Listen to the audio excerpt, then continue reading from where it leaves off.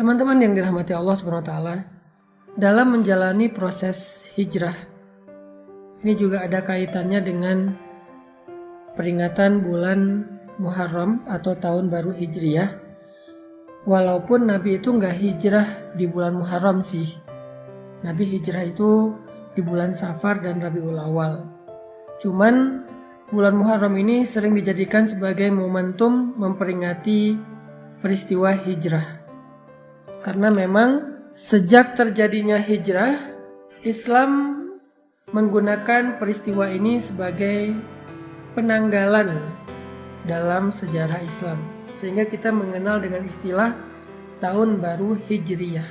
Jadi tahun Hijriyah itu adalah tahun yang diambil namanya dari peristiwa hijrah.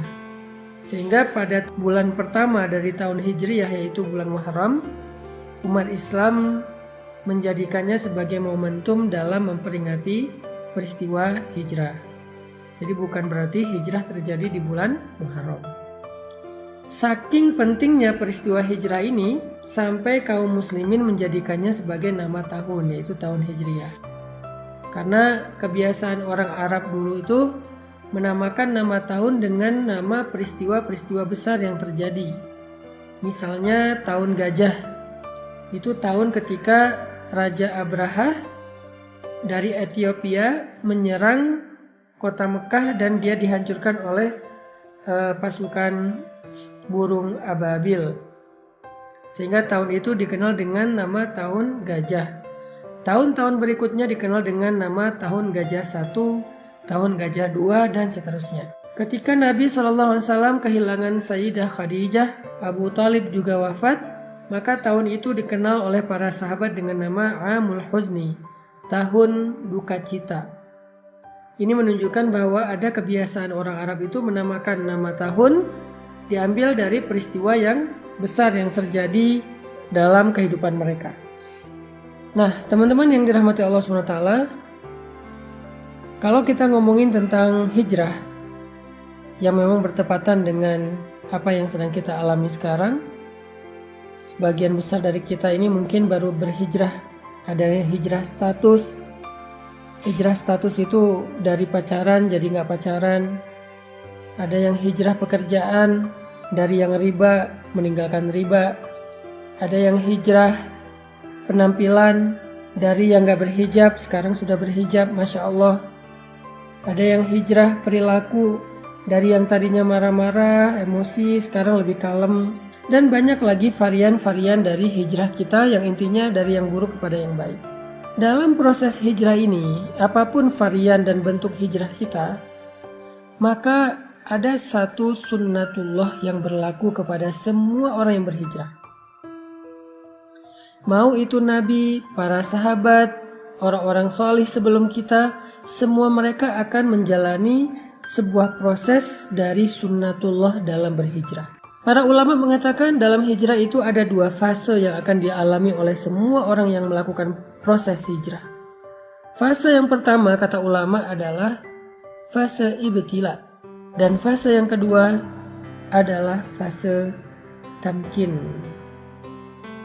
Apa itu fase ibtila? Ibtila itu dari kata bala yang kemudian menjadi bahasa Indonesia bala. Artinya ujian. Maka nanti teman-teman bisa ngecek di dalam Al-Quran, yaitu surat Al-Ankabut ayat pertama, kedua dan ketiga. A'udzu billahi minasy syaithanir rajim.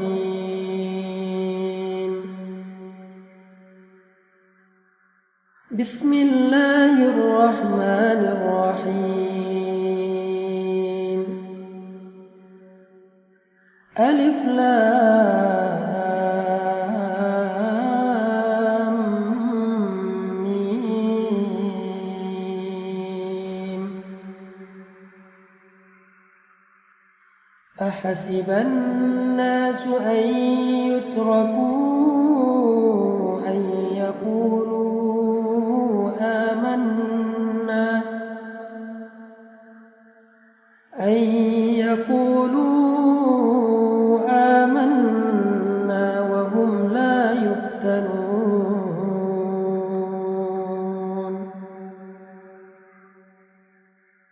ولقد فتنا الذين من قبلهم فليعلمن الله الذين صدقوا وَلَيَعْلَمَنَّ الْكَاذِبِينَ.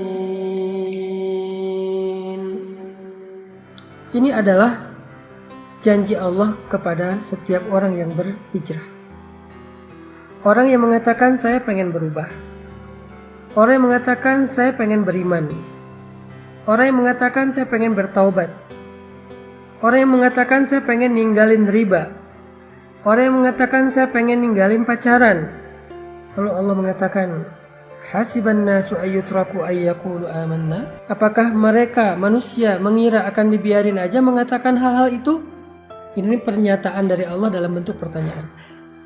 Jadi Allah menyampaikan sebuah berita bentuknya pertanyaan, kayak sindiran gitu. Seolah-olah Allah pengen ngasih tahu, emang kalian pikir dengan udah berhijrah udah selesai, Allah nggak akan nguji lagi. Harus ada fase ujian yang dilewati, namanya fase ibtila.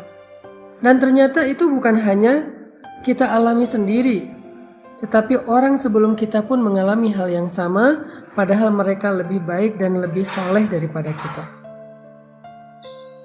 وَلَقَدْ فَتَنَّا الَّذِينَ مِنْ قَبْلِهِمْ فَلَيَعْلَمَنَّ اللَّهُ الَّذِينَ صَدَقُوا وَلَيَعْلَمَنَّ الْكَاذِبِينَ. Dan sungguh kami sudah pernah menguji orang-orang sebelum mereka, sehingga Allah tahu siapa di antara mereka yang benar, yang jujur, dan siapa di antara mereka yang dusta.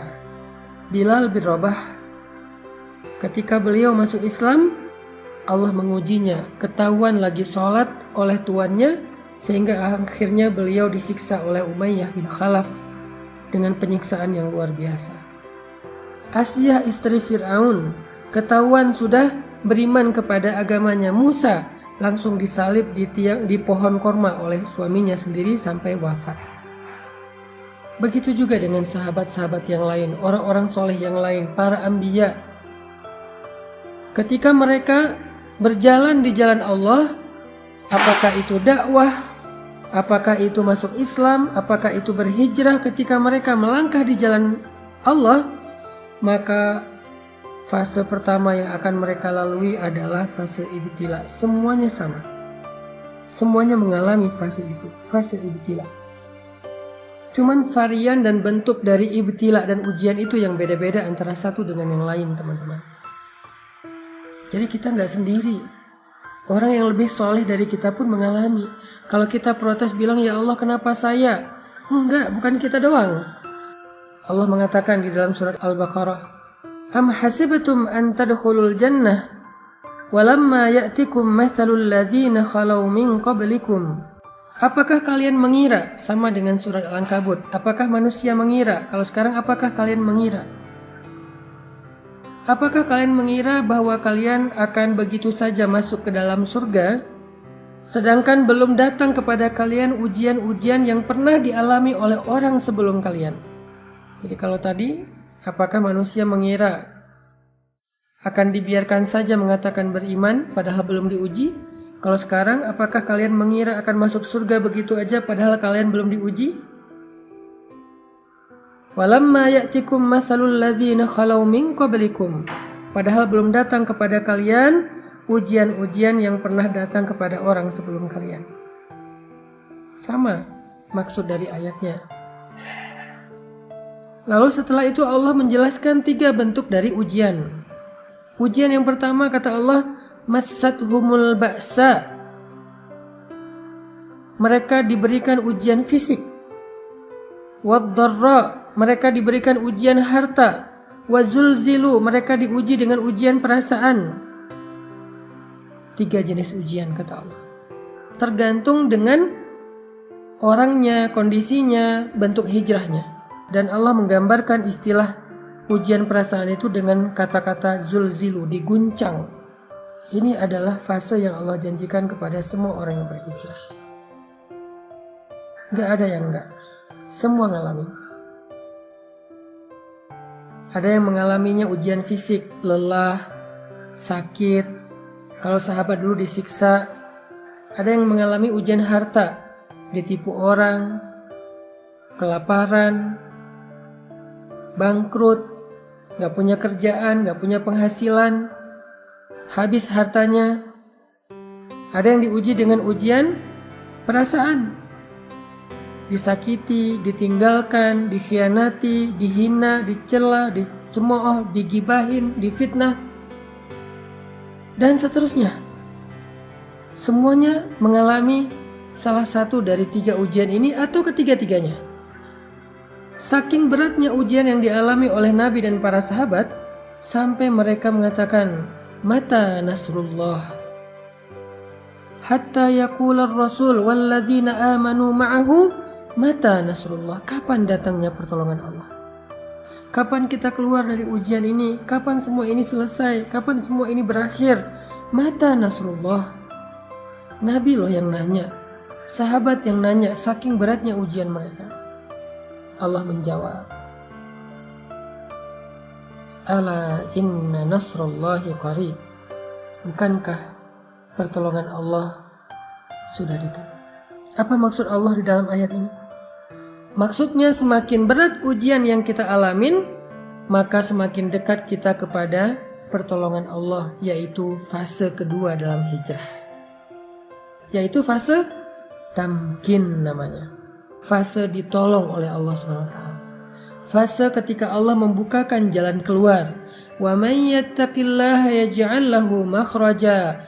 Siapa yang sabar, yang taat, yang istiqomah, bertakwa kepada Allah, Allah kasih jalan keluar. Tapi sebelum Allah kasih jalan keluar, ada fase yang harus dia lalui, yaitu fase sabar, fase ujian. Itulah takwa. Karena takwa bukan sekedar ibadah, tetapi kesabaran dalam menghadapi ujian. Itulah fase yang akan kita lalui, atau yang sedang kita lalui buat sebagian yang baru berhijrah. Jadi ketika kita mengalami fase ibtila, fase ujian kayak gini, la tahzan, jangan berkecil hati. La tay'as, jangan putus asa. La taqlaq, jangan ragu kepada pertolongan Allah. Kenapa? Itu bukan tanda-tanda bahwa kita salah memilih jalan. Buat yang memutuskan pacarnya udah gak mau pacaran, tiba-tiba pacarnya jadian sama yang lain, atau malah menikah dan bahagia, sementara kita belum dapat jodoh sampai sekarang, itu bukan pertanda kalau kalian salah memilih jalan. Enggak. Karena jalan yang kita pilih dulu, yang kita lalui dulu itu adalah jalan yang salah. Jadi ketika kita meninggalkan jalan yang salah itu, walaupun kita belum menemukan jalan yang lebih baik, maka setidaknya kita sudah meninggalkan jalan yang salah, yang buruk, yang merugikan kita, dan itu sebuah kemajuan, itu sebuah kebaikan. Jangan sampai kita menyesal meninggalkan pekerjaan yang ada ribanya dengan mengatakan, "Duh, sekarang saya nggak punya penghasilan, saya nggak punya pemasukan, saya nggak punya pekerjaan. Sedih juga sih udah ninggalin kerjaan yang dulu. Kalau dulu masih ada penghasilan, walaupun haram." Enggak. Keadaan kita sekarang tanpa penghasilan itu lebih baik daripada dulu ketika kita mendapatkan harta-harta yang haram. Sekarang tuh lebih baik. Walaupun mungkin sedikit merepotkan keluarga. Ada ujian tadi, dihina orang, diomongin orang, dikritik orang, dicela orang. Sekarang gak punya pekerjaan tetapi hartanya berkah, sekarang jauh lebih baik. Hanya mungkin sekarang sedang mengalami fase ibtila, fase diuji. Dan fase ujian itu akan naik terus tingkatannya. Makin lama makin berat, makin panas, makin luar biasa, makin beban. Kayak gitu memang fasenya, kayak orang panas, naik terus, kayak orang demam, naik terus panasnya. Tapi ketika udah berada di puncak, udah berat banget, gak ketahan lagi, sampai kita bertanya kapan selesainya semua ini, kapan berakhir dan segala macam, Allah menjawab teriakan kita. Allah menjawab pertanyaan kita. Kata Allah, "Ala inna nasrallahi qarib." Sungguh pertolongan Allah udah dekat, wahai hambaku. Jangan berputus asa. Jangan menyerah dulu. Pertolongan Allah udah dekat. Sabar dikit aja lagi. Karena kalau kamu menyerah sekarang, maka sia-sia semua kesabaranmu selama ini. Karena udah hampir sampai. Kalau balik arah lagi, jauh lagi tuh. Udah tempuh aja perjalanan ini. Sabar dikit gak punya penghasilan sekarang. Sabar dikit kalau kita jadi single, jomblo sendiri, gak ada siapa-siapa. Di usia yang segini belum dapat jodoh. Dikit lagi. La taqlaq, jangan ragu sama janji Allah. Innahu la yukhliful mi'ad. Allah gak pernah ingkar janji. Masih ingat kisah ibu Musa yang menghanyutkan bayinya ke sungai Nil? Apakah Allah ingkar janji? Masih ingat kisah perang Badar, para sahabat yang ditolong oleh para malaikat? Apakah Allah ingkar janji? Masih ingat cerita Musa hijrah ke Madian kemarin? Apakah Allah ingkar janji? Kalla, sama sekali enggak. Jadi jangan ragu. Jangan sampai kita suuzon sama Allah. Jangan sampai kita ngerasa bahwa kita salah pilih jalan. Lalu kita menyesal sudah memilih jalan Allah ini, jalan hijrah. La taqlaq, jangan meragukan Allah. La tahzan, jangan berkecil hati. La tay'as, jangan berputus asa. Ala inna nasrallahi qarib. Pertolongan Allah sebentar lagi akan datang. Pertolongan Allah udah on the way, bentar lagi sampai. Jangan sampai kita cancel ordernya. Padahal kurirnya udah hampir sampai tuh di depan rumah kita. Dikit lagi. Kenapa Allah tunggu lama banget? Kenapa Allah kasih saya waktu sampai kayak gini? Fala ya'lamannallahu alladhina shadaqu wa la ya'lamannal kadhibin. Allah pengen lihat siapa dari kita yang layak mendapatkan betapa istimewanya pertolongan Allah. Siapa dari kita yang layak mendapatkan rahmat Allah? Siapa dari kita yang layak mendapatkan perhatian Allah? Yang layak mendapatkan cinta Allah? Dan itu gak mudah. Cinta Allah itu terlalu istimewa. Cinta makhluk aja kita berjuang, masa cinta Allah dapatnya gratisan? Kalau gitu Allah hitung-hitungan dong sama kita. Bukan. Allah pengen mengajarkan kita tentang sabar. Allah pengen mendewasakan kita. Allah pengen melatih kebijaksanaan kita. Seandainya Allah berikan surga itu secara gratis tanpa beramal, maka gak akan ada bedanya antara orang yang baik dengan orang yang jahat. Berarti Allah gak adil dong, memperlakukan sama antara orang yang baik dengan orang yang jahat. Orang yang menyakiti orang lain tetap masuk surga, pembunuh tetap masuk surga, yang mengambil hak orang lain tetap masuk surga, yang zalim, yang kejam tetap masuk surga. Kan gak adil. Kebaikan Allah itu adalah ketika Allah bersikap adil kepada hambanya, tetapi Allah selalu membuka pintu maaf, taubat dan ampunan bagi mereka yang mau memperbaiki diri. Sebanyak apapun dosanya, fala ubali, kata Allah, aku gak peduli. Kita harus memahami Allah itu secara utuh, gak boleh parsial. Jadi jangan putus asa, jangan berhenti berharap, jangan berhenti bersabar, jangan U-turn dulu. Pertolongan Allah itu dikit lagi sampai, udah on the way, OTW udah. Allah juga berfirman, وَلَنَبْلُوَنَّكُمْ بِشَيْءٍ مِّنَ الْخَوْفِ وَالْجُوعِ وَنَقْصٍ مِّنَ الْأَمْوَالِ وَالْأَنفُسِ وَالثَّمَرَاتِ.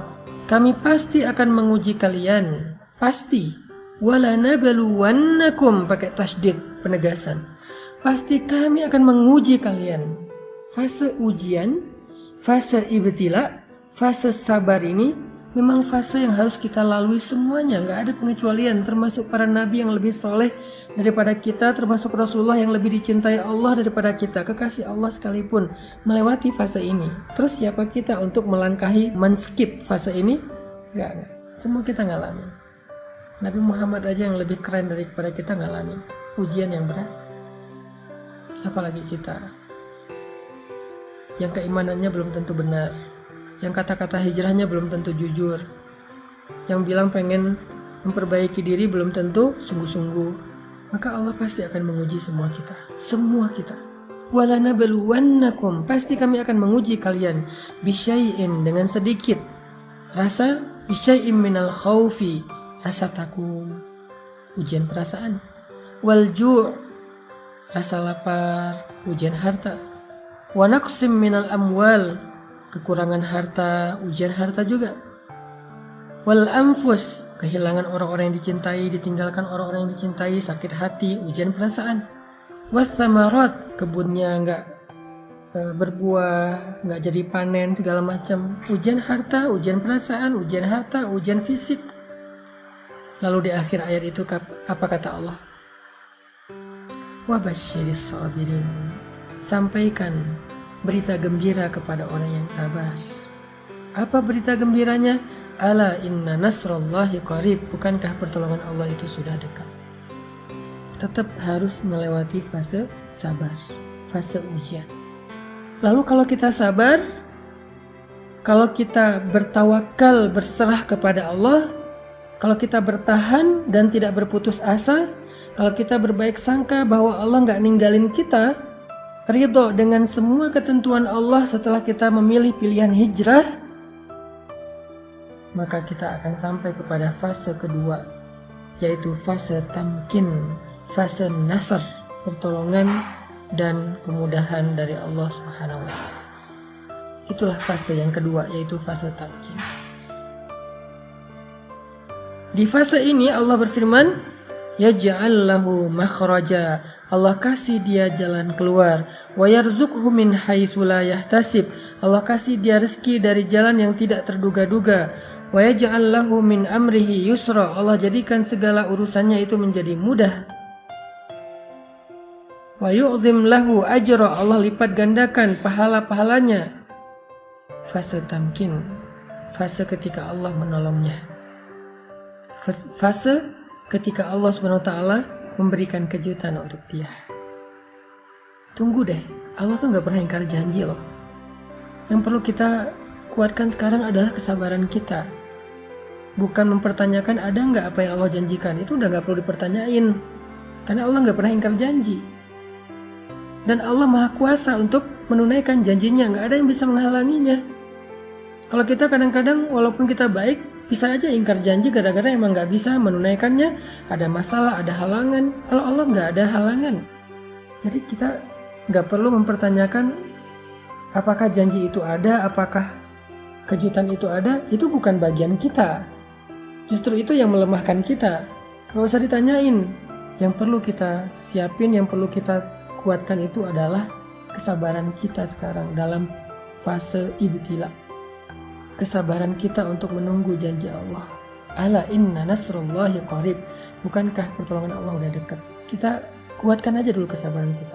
Tunggu aja. Pasti Allah akan tunaikan janjinya. Pasti Allah akan kasih kita kejutan yang bikin kita senyum-senyum sendiri nanti. Ana inda dhanni abdi bi, kata Allah. Aku tergantung prasangka hambaku kepadaku.